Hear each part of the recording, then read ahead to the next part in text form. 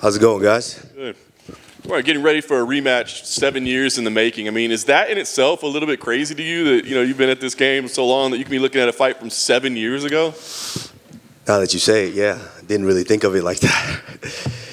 Yeah, I mean, Leon's a tough guy. I always knew that skillful fighter, and I always knew that he would make his way through the division. I didn't know how far he would get, but, he's here now, so we got to deal with him. Stylistically, obviously, it's going to be, you would think, different. I mean, you guys have both improved greatly since the first meeting. But I just wonder, in that time, in 7 years, can his wrestling get better than your wrestling? Can your striking get better than his striking? I mean, can those flip on either side, or is this still kind of a similar fight? Not a similar fight. I think we're both much more experienced, which means we're both going to take our time and be able to, now we could set up kind of what we want to set up. And pull out some of the tricks, that we plan to. But one thing for sure, there's a reason wrestling is the hardest sport in the world. 7 years, it can improve greatly. It can improve greatly to where you're utilizing it better, you're defending better with it. But when it comes down to it, let's be honest, he don't want to wrestle with me. And it just doesn't matter. I've been doing this for almost over 20 years, and 7 years, yeah, it's not going to get better than mine. It's going to be effective, but it's not going to get better than mine. Obviously, as we said, stylistically, it's going to be a different fight. I mean, a fight is a fight. But do you think you have like a little mental edge over him just for the fact that, like, hey, we did this before, and you know what happened? Yeah, let's be honest. When it comes down to it at the end of the day, when it's him and I locked in there, if we can shut out everybody, he knows what's going to happen, and I know what's going to happen. I know sometimes you don't worry so much about legacy, let other people decide that, but tying Anderson Silva's record of most consecutive wins, I mean, is that something, an accomplishment that does stand out to you as like, wow, this is pretty special? It is. It's a special accomplishment since you guys have brought it to my attention once again, because I didn't know that until, the last week or two. Yeah, it is special. It goes to, it's one of those things that just it lets you know all the work that you've put in over the years and all the training and the guidance from your coaches and your team to get to the point where Anderson Silva was doing the sport before I knew about the sport. And I remember when I started watching the UFC, that was the man. That's the guy to watch. And now, being in a position to be able to tie that record, it means a lot to me. Last thing for me, you pick up a big win on Saturday. Are you at UFC 279 cage side next month to see who wins that fight and maybe see what your future is, or do you not worry about what else is going on in the division with fights like Khamzat and Nate? 79, that's those two? Yeah. Yeah, no. I think, is it here in the States? Vegas. Where? Vegas. Vegas? No, I think what is that, September what? 10th? Yeah, no. Probably be overseas somewhere. For a much-needed vacation, and it's probably Fashion Week, so got to take my talents to Fashion Week and see what's going on out there. Kamaru, when you hear people talk about you being the GOAT of the division or even the GOAT of the sport, is it kind of surreal to you to hear that, or is that something that you kind of always expected when you started doing this? No, it's very, very surreal. And I think that's what sets me apart is, in my own head, I know where I'm at. And it's never enough for me. And so, when people are saying some of those things, it's like, oh, that's great. But in my head, I know what's enough. So this is one thing that and I'm sure a lot of people in my position feel the same way. When people say, oh, stay humble, stay humble, stay humble. What? Don't fucking tell me that. I'm humble. I know what humble is. In my own head, I know what humble is. The reason I continue to excel is because I know what humble is. To everyone, they might see you and think, oh, you're becoming that big of a star. Stay humble, stay humble. In my head, I'm still this way. I'm this guy. And so at the end of the day, when I'm naked and I look at myself in the mirror, I'm still the guy that I was when I was 3 years old. So, that's just that. I continue to strive. So with that in mind, that said, do you feel that you're still chasing GOAT status, or are you defending it at this point? No, I just want to put one foot in front of the other. As long as I continue, like I've said before, as long as I continue to knock off the next guy and the next guy and the next guy, when I walk away from this sport, all of you guys are going to be like, shit, that dude did some work while he was here. Yeah. When you say, you talk about being humble and knowing where you are, does it make you laugh then when you hear Leon saying it's gone to your head and you're out here looking like Terry Crews from White Chicks and stuff like that? That's a good one. That's a good one. It's exactly how I feel.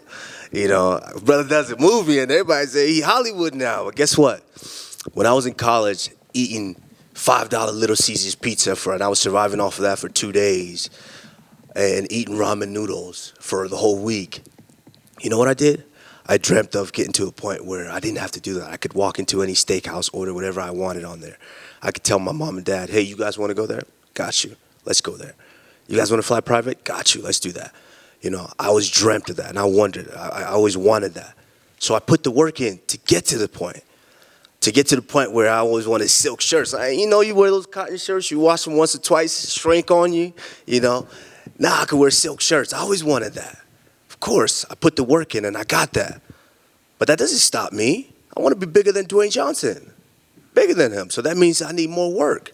So this notion of when people say, oh, you're Hollywood now, it's going to his head, that thing is ridiculous to me. And if he's thinking that, that's the biggest misconception. It'll be a short night for him come Saturday night. This mindset you have where you don't really pay attention to the record books and like people are bringing them to your attention. Have you always been like that, like dating back to your college wrestling career, or is it like was there a moment where you'd be like, I need to shut all this noise out? I think it's just growing through time and time again. I remember in high school, I started wrestling in high school. My sophomore year is when I really started competing, and I wanted to be state champion so bad, to where I train. And then my senior year, I got beat for third. And I got beat and I ended up getting third. And I just remember feeling like, oh, I'm a failure. Everyone knows, everyone's talking about me. Then I go outside, no one gives a shit. No one cares. It's like, okay, what's next? But inside, I was like, what's next? And then you go off to college and you do the same thing. And then you come into MMA, and I'm going to be honest, it wasn't always like that. MMA is a different animal. Let's say we have the best and worst fans in the world. Let's just be honest. And it was a point where I wanted to, because I didn't get into it to be famous or rich by any means. I wanted to make some money. Take that back. I wanted to make some bread. I wanted some money, but I got into it and I didn't really care. It wasn't for the people, for fans to like me and people to like me. But then I got into it. I'm like, if I'm doing something that's this hard and people are just talking shit about it, even if you do it, it's not enough. They don't care how well you do it. They still talk shit to you. And it bothered me. And I have to say, it bothered me the most. I fought Emil Mack in St. Louis. And I made a comment after the fight, and which was taken the wrong way. I guess is the way that I said it. And Dana commented on it. And I felt like I lost the fight. I just felt so shitty. I stayed away from social media for a week. And it hurt me so bad that even after a win, that it was really bothering me this bad in the backlash. And so, I took some time off, and then in that process of healing, I just matured so much. And in the last 3-4 years, I've grown exponentially mentally. And it's just a point where I don't really give a shit. Like, why am I going to worry about this dude on this keyboard saying this, tweeting this? Bro, you don't pay my bills? My daughter got to go to school. You don't pay for her lunch. I ate free lunch at school. My daughter eats private school lunch now. Somebody got to pay for that. So if they're not doing it, why am I worried about their opinion? So, it took a lot of growing. And I'm sure, I'm sure my brother now is in a position to where he's coming into the UFC, and he hasn't really experienced what MMA fans are. So I'm sure me and him are going to be having a talk here and there soon. Yeah, what to expect. And I know you don't listen to people say on the internet, but the man you're fighting on Saturday was in here earlier, and he said compared to your last 4 or 5 opponents, he's by far the best striker, and he'd even put himself the top of the division as overall striking. So I'm curious where you rate him among your past opponents over the last few years. I think he's, like I said, he's the next guy up. So he's the biggest, baddest dude. According to everybody, he's the biggest, baddest dude. And I think skill-wise, he's very, very, very good. But when Masvidal was up here, come on, we were singing this different tune. He's the most dangerous striker. He's never been finished. He's slick. He's nice, which he is. Very, very good striker. And, they were singing that tune. And we all saw what Masvidal did to him over there in London, And, hey, it is what it is. If that makes him feel better, that's fine. Whether you're a striker, whether you're a wrestler, whether you're a grappler, it doesn't matter. At the end of the day, I have one thing that they all don't have, and that is the ability to go out there and get the win. And for a while, a lot of the welterweight division contenders weren't really fighting, especially in the top 5. You were just going down the list, but they weren't really fighting each other. Still ain't fighting. But now we have Bilal Muhammad fighting Sean Brady, Hamzat's fighting Nate, Jeff Neal picked up big wins. So now as the champion, there's at least some... What's that guy ranked that you said is fighting? Jeff Neal? No, the other guy. That's Hamzat? Nate. Nate fighting Hamzat. What's Nate? What's Nate ranked? Unranked. Okay. So a lot of them are fighting, right? Who's one? Who's number 1? I think it's still Colby. Okay, is he fighting? No. Who's number 2? I think Gilbert still. Is he fighting? Who's number 3? Leon. Okay. 4? Okay. 6 is Wonder Boy. Is he fighting? 7? So these guys just got to sit there and wait for me to call their number, and they'll fight. So, I mean, this is the thing with contenders. The next guy. That's you guys' job to build them up, and that's great because it's good for me. But the reason these guys are fighting is because I'm fighting. We're active. My coaches are staying busy because we have to continuously train for all these guys. We did it 3 times last year. I mean, champions aren't really doing that besides myself, Izzy, and who's really doing that. Since we're on the topic of potential next people, Dana did say last night, kind of the rare thing. He said, I'll say if Hamzat wins, that's probably fair to say he'll be next for Kamaru if he wins. If that lines up, he'd be undefeated, coming off a win over Nate Diaz. You would be going for the sole possession of the winning streak record. Do you feel like this could be like a super gigantic fight between the two of you? I think any fight that I fight next is going to be a gigantic fight. I've already stated that I wanted that light heavyweight belt. For a lot of people it's crazy, but a lot of things seem crazy until it's done. And so, hey, I stated that I wanted it. After this win, Dana and I will sit down and we'll have a conversation. Is that something you're actually going to broach? Like, hey, this could be the time to do 205. Do you feel like the time? Like, is right? You guys think I kid when I come up here? I usually laugh when I'm kidding, but if I'm not kidding. And everyone thought I was playing with the whole Canelo situation. I wasn't. Hey, I really wanted that. It's something that I wanted. It didn't come to fruition then. Who knows what the future holds? But I'm that light heavyweight belt, I'm not saying I will run through the division. Now, don't get me wrong. But at the top, I think I can get it done. Is there any other wants in your life and career that you want to reveal to us? Wants, and like I just said it, I want to be bigger than Dwayne Johnson. So, and I want his bankroll too. So.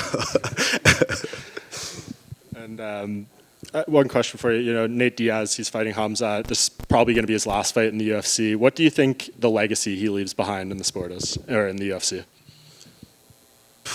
2 scrappers, a gamer. He's always a gamer. He was always a scrapper himself and his brother. I respect all everybody who's willing to get in here, to train and get in here and compete and have success. Like, I respect everyone, and I respect him and his brother. Unfortunately, we didn't get to step in there and duke it out together. But I have full respect to them, and more power to him, and good luck with him and in his future career. And last thing from me, I know the time off has largely been due to the hand and stuff, but at the press conference or your last fight, you had that really powerful quote about wanting to spend time with your daughter and kind of, attend that part of your life. How, significant has that been during this time off, and how refreshed do you maybe feel due to, spending that time with her? It's crazy. That's a good question. It's crazy because it's a double-edged sword, because that's my world. I want to spend a ton of time with her, but while I'm home and I literally was a soccer dad. I'm telling you, I'm getting up at 6 a.m., getting her ready, dropping her off at school, and then, I go train and come back and do a couple of things in the house. I'm kind of a clean freak, so I'm cleaning the house, do a couple of things, then it's 2:30, time to go pick her up again, pick her up from school. Now it's her time. Got to drive her to tennis practice, then pick her up, make dinner, and all this. So I was pretty much doing that for a while. But after a while, it's like, damn, I'm kind of bored here. It's time to beat somebody up already. So, it's a double-edged sword. I miss her greatly. Now being in Denver, I miss her a lot, and she's getting to the point now where she's 8 going on 13. So, slick mouth, slick girl, but she's amazing, and one of the smartest girls ever. So, I can't wait till Sunday. And if most of you don't know, this is my favorite part about this whole thing. At first, when I started my career, was of course I wanted to compete, beat these guys. Yeah, that was great. But I have to be honest, my favorite part now, and I'm not kidding, I'm not selling no story. My favorite part is on Sunday, when I get to fly home with her, when we get into the house and we walk into our house. That is my favorite part right now about doing this sport. All this leading up, it's tough, it's hard, it's draining because I still got this weight to cut and I still got to perform on Saturday. But on Sunday, after that victory and we fly home and we walk into our house, it's a feeling that I live for now. Kamaru down here in front. You're speaking about 205, and I know that you said that we think that you're kidding because, I think it's because no one's ever done that before. It would be an unprecedented thing. What does that look like, and do you have a plan for it? Like, do you have like an idea of like, okay, I'm going to move up, I'm going to put on weight? Like, what does that look like? I need to put on the weight. Like, people don't understand what my death grip is like. I'm trying to get around you. I don't care whether you're heavyweight, 205. These guys understand where my strength is. But I'll leave that up to I have an idea of what I want to do in a fight. But I leave that up to my coaches. Trevor, what he can dial up. George, some of the tricks that they want to dial up, and Ben, and how we want to approach that. But I have an approach of how I want to fight those fights in my head, which usually comes out when everything else is failing in the fight. I just fuck it. I just go to however I want to fight it. I'm gonna fight it. I'm gonna try the coach's way. Yeah, I'm gonna try. This is what y'all dialed up. I'm gonna do it. But if everything's failing, fuck it. Let's just go. Being bigger than The Rock, being bigger than Dwayne Johnson, how do you get there? What's the path there? Oh, I don't know. That's why I guess this is a journey of life, right? I don't know. I didn't know how to get here. I didn't know. I remember sitting in the apartment in Colorado Springs, and I watched John Jones win the light heavyweight title out of Shogun, and I was like, oh shit, I know John. I want to go do that. I think I want to do that sport. I had no idea what that roadmap's going to look like, and I don't have any idea what the roadmap's going to look like. But nowadays I'm around some people who have better insight on what that looks like. And, I'm starting to do a little acting now. So so hopefully one day we'll get there. And that's what I want to ask you about. What can you tell us about Black Panther? I can tell you it's different. Well, first and foremost, it's a different field. That acting ain't easy. It's a different field. Standing around for 14 hours a day, that's not easy at all. Newfound respect for all those actors, but I was just blessed to be able to be on set with some amazing actors and actresses. And it's we all watch movies and we see them act and we're like, I can do that. But then you get there, it's like, oh shit, this is harder than I thought. So a lot of respect for them. I think it's going to be an incredible movie. Director Ryan Coogler, an amazing director, and I think you never know what they cut at the end. So hopefully my scenes stay in there. So fingers crossed. But if they cut it the way that they know how, I think it's going to be a fantastic movie. I think it's going to take you on an emotional roller coaster. But all in all, fantastic. Marvel don't usually miss, so we'll see. Thanks, man. Kamaru, All the DC fans don't come at me. Kamaru, just on that point, speaking of acting, did you see Dean Thomas's impersonation of you? I did see it. What'd you think? It's hilarious. He don't look quite like me, but it's hilarious. Come on, another one over here. You've mentioned that story of you seeing John win the title, and then that kind of inspired you to pursue this MMA. If he came back down to 205 and you were up there, is that a fighter that you would not want to fight just based on your friendship? Hey, we gotta chill with these scenarios now. Nah, John is John. He's big as hell. He's big as hell, which is why he can easily make that transition to light heavyweight. You know, if the money's right, I'll try my luck. You know, but John is great. John is a fantastic competitor, and definitely in that conversation is the best ever. Yeah. And on Saturday, there's also another Nigerian fighting. Anthony Joshua is fighting Usyk rematch. So I'm curious what you make of that fight. I know Joshua switched camps for this fight. I'm hoping, the preparation is there. Like I mentioned earlier, when we go into as fighters, we all have an idea of how we want to fight. But when we go into fights, there's a reason we have coaches and we trust in their opinion. And I think Joshua tried to do that the first fight, But if it's not working, fuck it, we got to fight. You bring out that Nigerian dog and you go out there and get the win somehow. So I'm hoping he has that mentality and that attitude.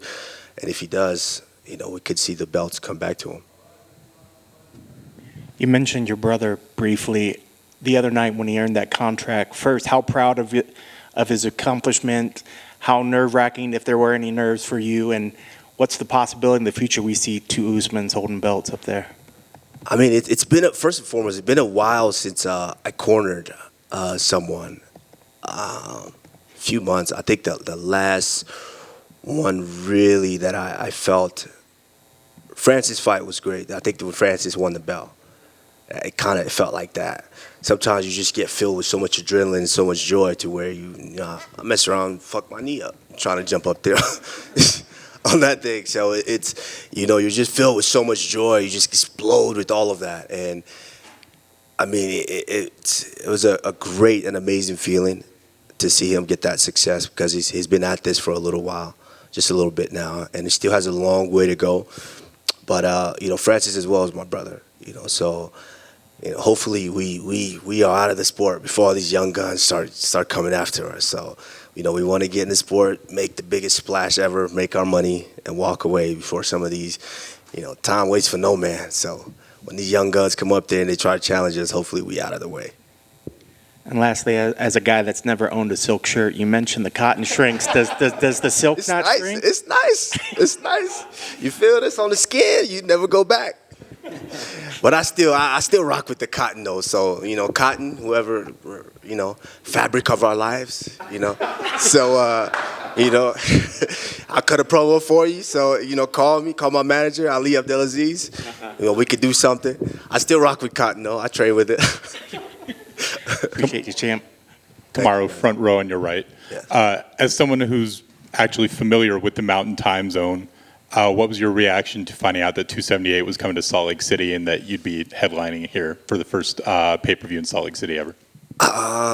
Initially, I was like, okay, but at the end of the day, my paycheck doesn't really change. It stays the same. So, we just get to come out here and give Salt Lake City a treat.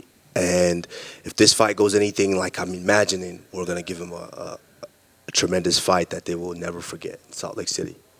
I was speaking to Steve Styler, former UFC fighter who was on Team Mayhem on The Ultimate Fighter back in the day.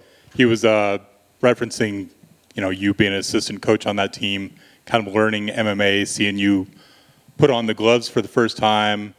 His words were, you were not the lion then yet that you would become. When you think back to those early days, what got you kind of through your beginning in the UFC to the point where you are now? First of all, shout out to Steven Siler. I mean, tough kid, tough dude. I think we managed him at some point too, didn't we, Ali? Yes. Yeah, Steven Siler, good fighter, really, really good fighter. I always had the lion inside. The only thing was, it came out in different forms. If you ever see me in certain wrestling matches, I bring the dog out. But in MMA, it's a little different. You got to learn how to kind of hone that lion. It's kind of what we're about over in Denver at Onyx with Trevor. What hones you on the inside. The lion's always been in there. Just got to have to hone it and be able to be in a position and finding a way to bring it out when it's necessary. We saw in those, especially that first Covington fight. I was battling a lot physically and mentally going into that fight. But hey, when it calls for time to bring that dog and that lion out, I'm pretty good at finding them. Real quick, yeah. Real quick, I just wanted to say we're super excited for this fight, given that it's our first big fight ever here in Salt Lake. What are your impressions so far of our city? I love the Midwest. I love the Salt Lake. Well, I guess Mountain Time. So, but you guys are close enough. I'll call you guys that. But I love it here. I love it in Nebraska, in Colorado. I love all these cities because it's not the biggest, but it's not the smallest. It's just enough for everyone, And I love the people, good people, with good values and good, just homegrown. And that's what's important to me, especially now being in the age where I was at. Now, if you ask me this question at 23, I want to be in Miami. But, these are kind of the things that are important to me now, family and, a good environment to be able to raise family and just be a good human. And do you think training in Denver, where the elevation's even higher, is going to give you an edge on this fight? I don't know. What gives me an edge is my will, and when push come to shove and we start digging, both of us, we all know my shovel's bigger than everybody in the division. Thank you guys, appreciate you all.